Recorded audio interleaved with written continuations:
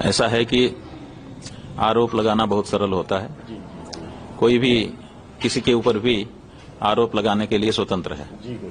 तो जब भी किसी को बदमाशी सूझती है तो वो किसी पे आरोप लगा देता है, लेकिन आरोप लगाने के बाद आरोप टिकना चाहिए, वो सिद्ध होना चाहिए।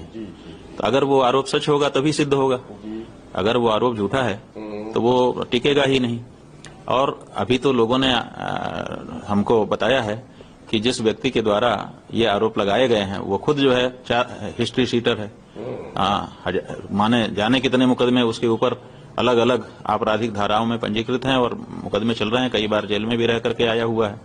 तो ऐसा व्यक्ति जो इसी चीज के लिए जाना जाता है, अपराध करने के लिए ही जाना जाता है, वो हमारे ऊपर आकर के आरोप लगा देता है और वो रामभद्राचार्य जी का शिष्य निरूपित होता है।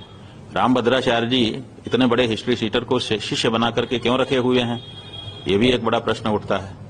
तो जो आरोप लगाने वाले का चरित्र है वो अब सार्वजनिक हो चुका है, बहुत सारे लोग उस पर प्रमाण भेज रहे हैं और मामला न्यायालय में है, वहां पर उनको भी प्रमाण रखना ही पड़ेगा। और हम लोगों ने जो उनकी ये अर्जी आई थी वो झूठी है, इस बारे में प्रमाण पहले से ही न्यायालय में धारा 22 के तहत दे ही दिया है। इसलिए इसमें कोई ऐसी बात नहीं है।